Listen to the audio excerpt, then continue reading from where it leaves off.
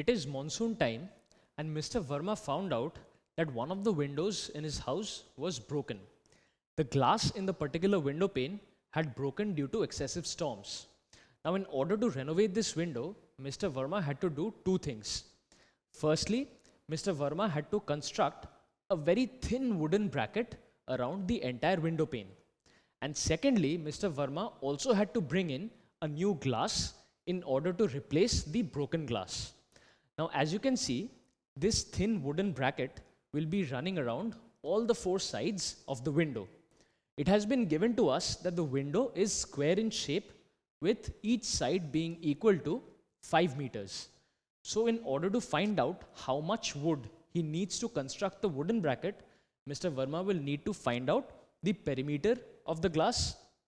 Secondly, if he has to know how much glass he needs for the window pane, he will have to know the area of the entire window, because according to that, Mr. Verma will bring an area of glass.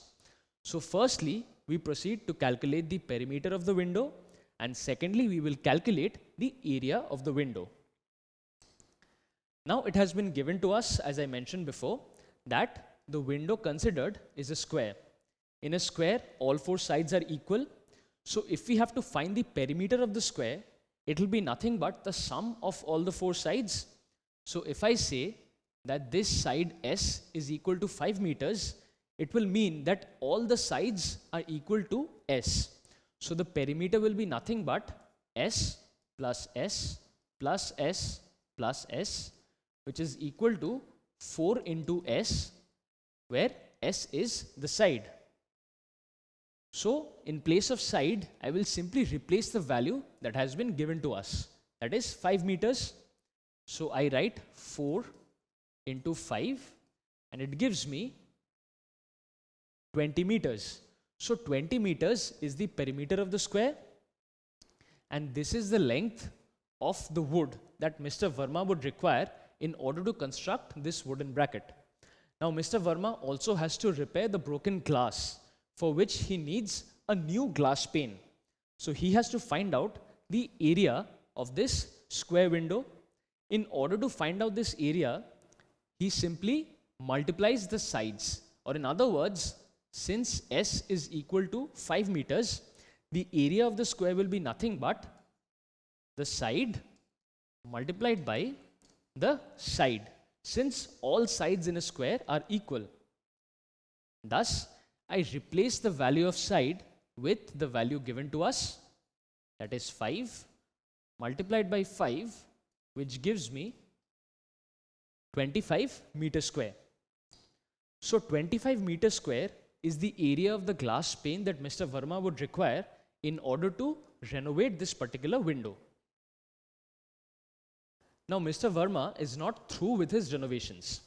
He has a particular wall in his house which he needs to replace with tiles.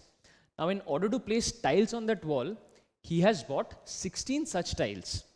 It has been given to us that each tile is square, and the length of each tile, or the side of each tile, is 50 centimeters.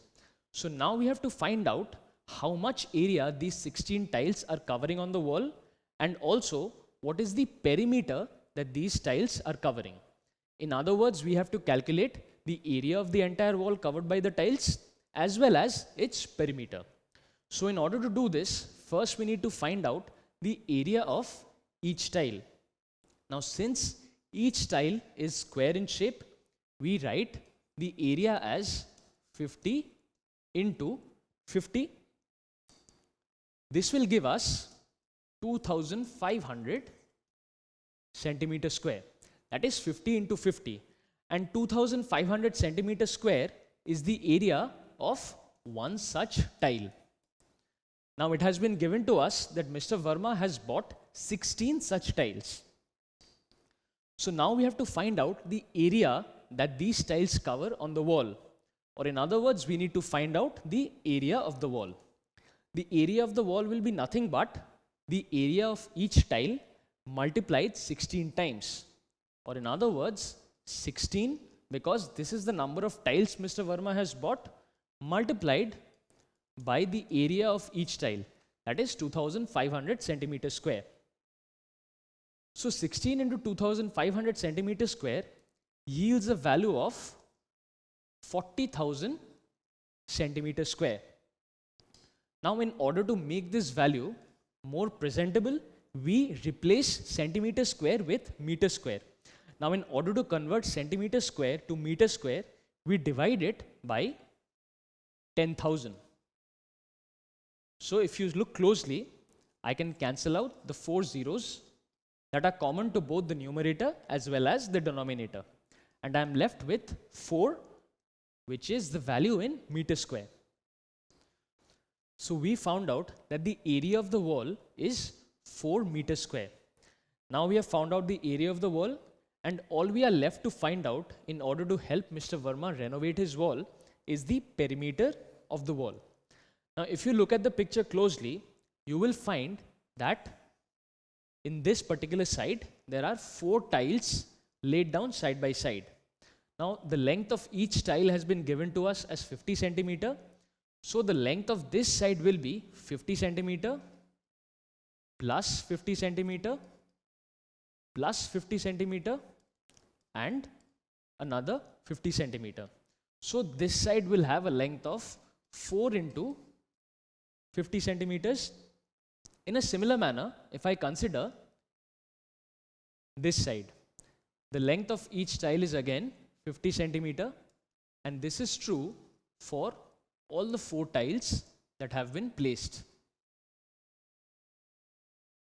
So the length of this side will also be equal to 4 into 50 centimeter.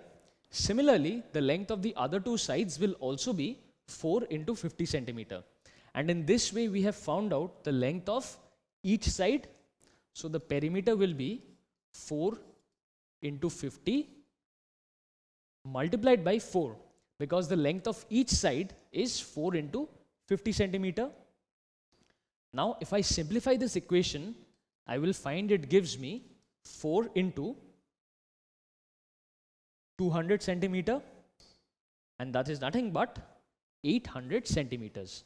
So the area of the wall that Mr. Verma needs to renovate is 4 meters square, and its perimeter is 800 centimeters. Now let me tell you an interesting fact about squares.